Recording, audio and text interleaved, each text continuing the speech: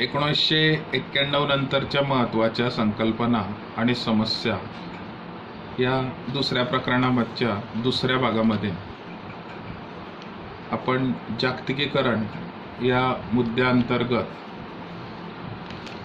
जागतिकीकरणाचे आर्थिक घटकावरती कोणते कोणते परिणाम झालेले आहेत यातला पहिला परिणाम पहिल्या व्हिडिओमध्ये आपण पाहिलेला होता। चुकून त्या व्हिडिओचा क्रमांक हा 9 नंबरचा क्रमांक दिला गेलेला आहे, तो प्रकरण दुसऱ्याचा पहिल्या क्रमांकाचा व्हिडिओ तो आहे।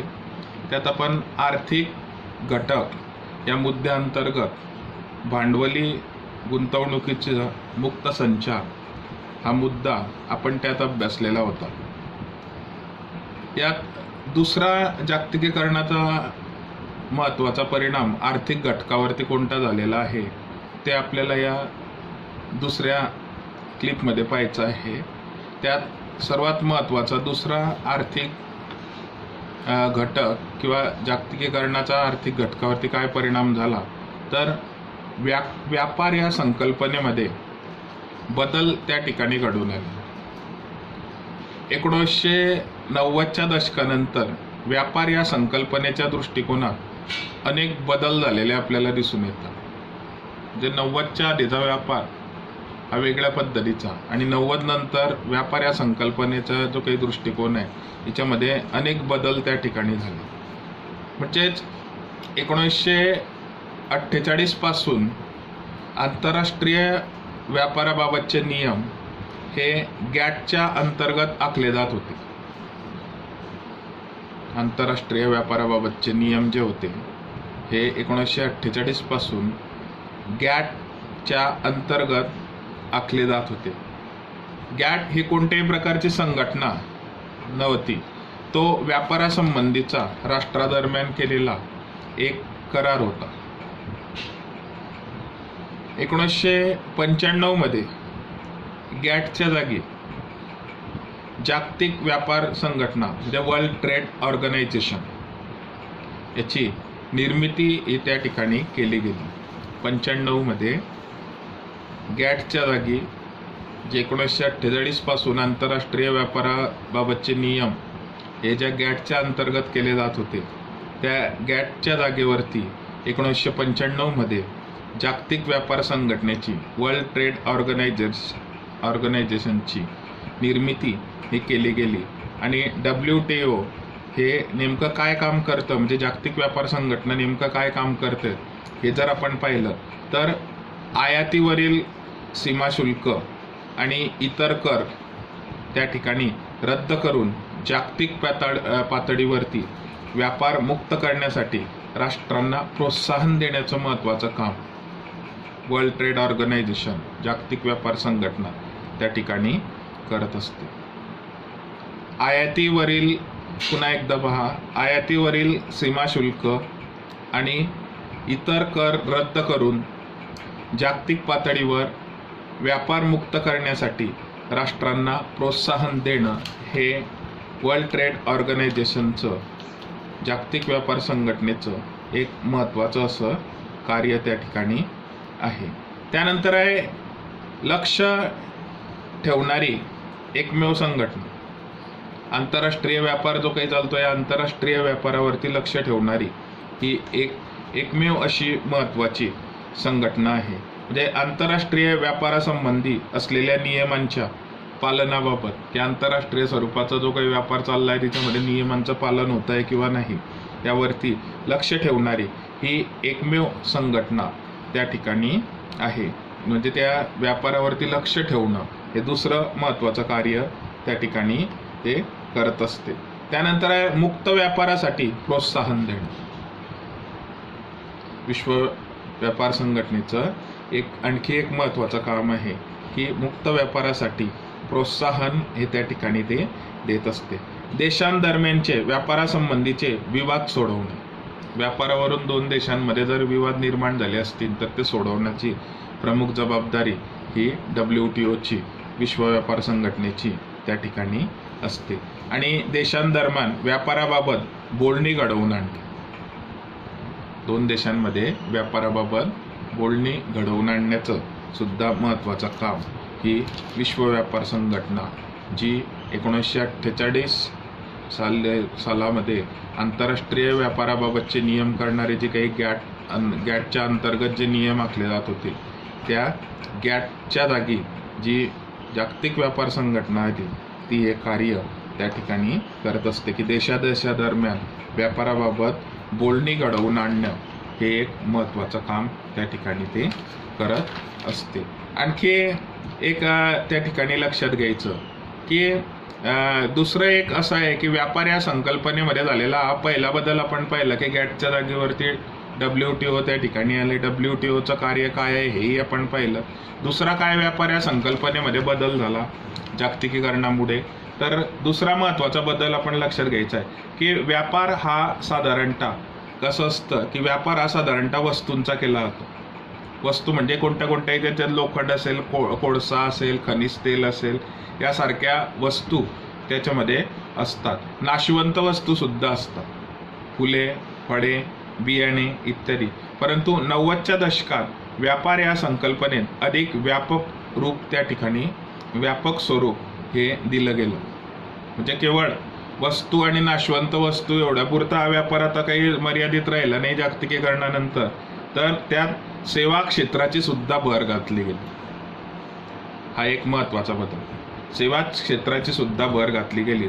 म्हणजेच आता बँका, विमा यासारख्या सेवा देखील व्यापाराचा भाग झालेल्या आपल्याला त्या ठिकाणी दिसून येतात. हा सर्वात महत्त्वाचा बदल जागतिकीकरणानंतर व्यापार या याच्यामध्ये झालेला सर्वात महत्त्वाचा बदल संकल्पनेत झालेला. त्याही पुढे जाऊन म्हणजे सेवा क्षेत्राची तर भर पडलीच की बँका, विमा यासारख्या सेवा देखील व्यापाराचा भाग झाल्या, त्याच्या अंतर्भूत झाल्या. परंतु यात आणखी कॉपीराईट, ट्रेडमार्क, पेटंट इत्यादी गोष्टींचा सुद्धा समावेश याच्यामध्ये व्यापार या संकल्पनेमध्ये त्या ठिकाणी करण्यात आला. तिसरा आणखी काय महत्त्वाचा बदल झाला, तर व्यापारातील आणखी एक महत्त्वाचा बदल म्हणजे कंटेनर कार्गोद्वारे बदल त्या ठिकाणी झालेला आपल्याला दिसून येतो. आता कंटेनर कार्गो हे काय आहे, तर कंटेनर कार्गोची जहाजं असतात. याचे वैशिष्ट्य असं की प्रचंड मोठ्या प्रमाणामध्ये माल या देशातून त्या देशात ही जहाजं जी आहे कंटेनर कार्गोची ही नेऊ शकतात. अशा जहाजांसाठी खास त्या बंदरांची व्यवस्था ही त्या ठिकाणी करावी लागते किंवा व्यवस्था ही केलेली असते. आणि कंटेनर कार्गोच्या क्रांतीमुळे आंतरराष्ट्रीय व्यापाराकडे बघण्याचा दृष्टिकोन हा त्या ठिकाणी बदलत गेलेला आपल्याला दिसतो. म्हणजे कंटेनर कार्गोची क्रांती म्हणजे काय, तर हे लक्षात घ्यायचं की व्यापार या संकल्पनेमध्ये कंटेनर कार्गोद्वारे फार मोठ्या प्रमाणात बदल झालेले आपल्याला दिसतात. आणि या कंटेनर कार्गोची जी काही जहाजं आहे त्याची वैशिष्ट्य अशी की प्रचंड मोठ्या प्रमाणामध्ये माल या देशातून त्या देशात ते नेऊ शकतात. आणि अशा जहाजांसाठी खास बंदरांची व्यवस्था ही त्या ठिकाणी केली गेलेली असते. आणि या कंटेनर कार्गोच्या क्रांतीमुळे आंतरराष्ट्रीय व्यापाराकडे बघण्याचा दृष्टिकोन हा त्या ठिकाणी बदलत गेलेला आपल्याला दिसून येतो. म्हणजे अशा पद्धतीने आपल्याला त्या ठिकाणी हे आता एक काही महत्त्वाच्या गोष्टी आपण लक्षात घ्यायचं. General agreement on trade and services म्हणजे गॅट जो काही आहे आपण जो पाहिला की साधारणतः 1948 पासून आंतरराष्ट्रीय व्यापारासंबंधीचे नियम हे गॅटच्या अंतर्गत जे केले जात होते, हा गॅट जो काही आहे हा 1995 मध्ये जागतिक व्यापार संघटनेअंतर्गत हा करार त्या ठिकाणी केला गेला. हे या गॅटच्या बाबतीमध्ये लक्षात ठेवायचं की 95 मध्ये याच्यामध्ये अशा पद्धतीचे बदल त्या ठिकाणी झाले. वस्तूंबाबत बहुपक्षीय पातळीवर व्यापाराचे नियोजन गॅट मार्फत त्या ठिकाणी केले जात असे. पूर्वीच्या या वर्ल्ड ट्रेड ऑर्गनायझेशनच्या आधीचा विषय की वस्तूंबाबत बहुपक्षीय पातळीवर व्यापाराचे नियोजन गॅट मार्फत केले जात असे. त्याचप्रकारे नियोजन करण्यासाठी सेवा क्षेत्राला यात समाविष्ट केले गेलेले आहे. नियोजन करण्यासाठी सेवा क्षेत्राला समाविष्ट केले गेले आहे. बौद्धिक संपदेच्या अधिकाराबाबतचा व्यापारी करार सुद्धा त्या ठिकाणी केला गेलेला आपल्याला दिसतो. त्यानंतर आहे जागतिक व्यापार संघटनेच्या सदस्यांसाठी बौद्धिक संपदेच्या अधिकाराबाबत काही न्यूनतम निकष त्या कराराद्वारे केले गेलेले आहे. म्हणजे साधारणतः कॉपीराईट ट्रिप्स मध्ये साधारणतः काय काय बदल केले गेले, तर कॉपीराईट, भौगोलिक संकेत या गोष्टींचा समावेश याच्यामध्ये होतो.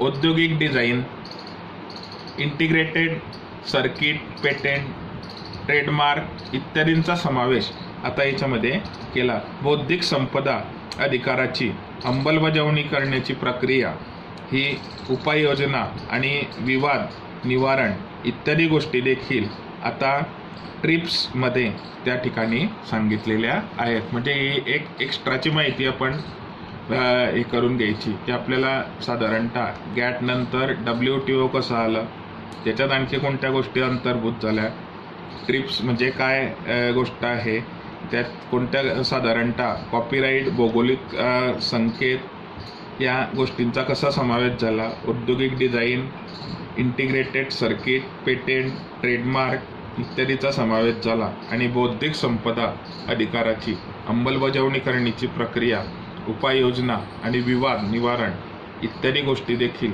ट्रिप्समध्ये त्या ठिकाणी सांगितल्या गेल्या. त्यानंतर आणखी एक महत्त्वाचं लक्षात घ्यायचं की आर्थिक घटकांमध्ये एक तिसरा महत्त्वाचा मुद्दा त्या ठिकाणी आपल्याला साधारणतः असा पाहता येतो की ट्रान्सनॅशनल कंपन्यांचा उदय. ट्रान्सनॅशनल कंपन्यांचा उदय. आता नेमकं हे काय आहे, ट्रान्सनॅशनल कंपन्यांचा उदय म्हणजे काय आहे, तर 1990च्या दशकापर्यंत आर्थिक क्षेत्रावरती सरकारी नियंत्रण होतं. आपण पाहिलं की 90ला आपण खुल्या अर्थव्यवस्थेचा स्वीकार केला, मागे तुम्हाला सांगितलं मी. 90च्या आधी खुल्या अर्थव्यवस्थेचा स्वीकार आपण केलेला नव्हता. तर 90च्या दशकापर्यंत आर्थिक क्षेत्रावरती सरकारी नियंत्रण होते. खाजगी उद्योगांना मर्यादित संधी ही त्या ठिकाणी उपलब्ध होती आणि आज जागतिकीकरणाच्या युगामध्ये यात बदल झालेले त्या ठिकाणी आपल्याला दिसून येतात. खाजगी उद्योगांमध्ये वाढ झालेली आपल्याला दिसून येते, कारण खुल्या अर्थव्यवस्थेचा स्वीकार केला, जागतिकीकरणाची प्रक्रिया सुरू झाली आणि कंपन्यांच्या बाबतीमध्ये साधारणतः असे बदल घडून आले की ज्या खाजगी कंपन्या देशांतर्गत कार्य करत होत्या, त्या आता परदेशी व्यापार करू लागल्या. ट्रान्सनॅशनल कंपन्यांचा उदय या मुद्द्यामध्ये एक लक्षात घ्यायचं की ज्या खाजगी कंपन्या फक्त देशांतर्गत कार्य करत होत्या त्या आता परदेशी व्यापार त्या ठिकाणी करू लागल्या. त्यांचं रूपांतर बहुराष्ट्रीय कंपन्यांमध्ये आलं, म्हणजे मल्टीनॅशनल कंपन्या त्या झाल्या. ट्रान्सनॅशनल कंपन्यांचा उदय म्हणजे वरील या सर्व घटकांचा सर्वसामान्य माणसावरती काय परिणाम झाला याचा जर आपण विचार केला की या ट्रान्सनॅशनल कंपन्यांमुळे माणसाच्या जीवनावरती, सर्वसामान्य माणसावरती कोणता परिणाम झाला, तर सर्वात महत्त्वाचा परिणाम सर्वसामान्य माणसाच्या बाबतीत असा आला की फार मोठ्या प्रमाणामध्ये स्थलांतर त्या ठिकाणी घडून आलं.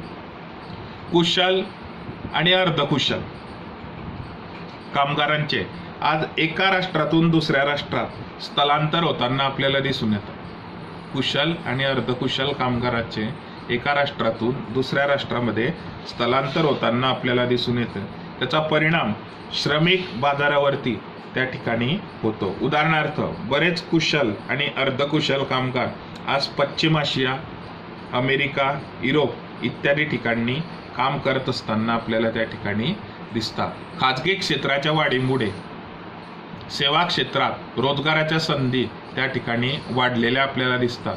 उदाहरणार्थ खानपान, माल वितरण, प्रवासी वाहतूक इत्यादी ठिकाणी हे बदल झालेले आपल्याला दिसतात. म्हणजे सर्वसामान्य माणसाच्या वरती कोणकोणते परिणाम या गोष्टीचे झाले, तर स्थलांतर फार मोठ्या प्रमाणात झाले. दुसरा आहे लहान उद्योग आणि दुकानांवर काय परिणाम झाला. तर दुसरा परिणाम हा लहान उद्योग आणि दुकानांवर झालेला त्या ठिकाणी दिसून येतो. बड्या कंपन्यांशी स्पर्धा. लहान उद्योगांना आता बड्या बहुराष्ट्रीय कंपन्यांशी स्पर्धा करावी लागत आहे. जे उद्योग किंवा दुकाने कार्यक्षम पद्धतीने चालवली जातात ती त्या स्पर्धेमध्ये टिकू शकतात. आणि उदाहरणार्थ आज शहरात मोठ्या किराणा दुकानं आहेत, मॉल्स आहे. जरी ही मोठी किराणा दुकानं आणि मॉल्स जरी त्या ठिकाणी असली, ही जरी उभी राहिली असली मॉल्स आणि मोठी दुकानं, तरी देखील छोटे दुकानदार, भाजी किंवा फळ विक्रेते इत्यादी आज देखील ग्राहक त्या ठिकाणी मिळवत असलेले आपल्याला दिसतात. याचं कारण काय की एवढे मोठे उद्योग त्यांनी मॉल वगैरे लावले, मोठे किराणा दुकान वगैरे जरी उभी राहिलेली असली तरी लहान दुकानं सुद्धा त्या ठिकाणी टिकू नये. याचं कारण असं की ते आपल्या ग्राहकांना आवश्यक त्या सेवा त्या ठिकाणी देत आहे, म्हणजे स्पर्धेमध्ये ते सुद्धा उतरलेले आहेत. म्हणजे हा एक महत्त्वाचा की लहान उद्योग आणि दुकानदारांवरती परिणाम त्या ठिकाणी झाला की जे स्पर्धेमध्ये त्या ठिकाणी जे टिकून राहिले तेच त्या ठिकाणी टिकून राहिलेले आपल्याला दिसतात. प्रचंड स्पर्धा या व्यवसायामध्ये, उद्योगांमध्ये, दुकानदारीमध्ये सुद्धा त्या ठिकाणी घडून आलेले दिसतात. तिसरा आहे शेतीच्या संदर्भात काय परिणाम झाला. तर शेतकऱ्यांचा माल जो आहे, शेतकरी आपला माल मोठ्या प्रमाणात कंपन्यांच्या मध्यस्थीशिवाय थेट विकू शकतात. हा सर्वात महत्त्वाचा बदल. शेतीच्या बाबतीमध्ये काय परिणाम झाला तर शेतकऱ्यांचा माल जो आहे, शेतकरी आपला माल मोठ्या कंपन्यांच्या मध्यस्थीशिवाय थेट त्या ठिकाणी विकू शकतात. बहुराष्ट्रीय कंपन्यांनी नवीन तंत्रज्ञान त्या ठिकाणी आणलेलं आहे. तसेच भारतीय मालाला नव्या बाजारपेठा त्या ठिकाणी खुल्या केलेल्या आपल्याला दिसतात. उदाहरणार्थ भारतातलं जे काही समुद्री उत्पादने आहे, म्हणजे मांस, तांदूळ, मसाले, ताजी फळे, त्यानंतर भाज्या, साखर, कॉफी, भुईमूग, काजू इत्यादी गोष्टी आज त्या ठिकाणी निर्यात केल्या जात असलेल्या आपल्याला दिसून येते. आता आपल्याला आणखी एक लक्षात घ्यायचं की सर्वात महत्त्वाची गोष्ट या ठिकाणी एक लक्षात घ्यायची की तुम्हाला प्रश्न पडला असेल की बहुराष्ट्रीय कंपनी म्हणजे नेमकं काय.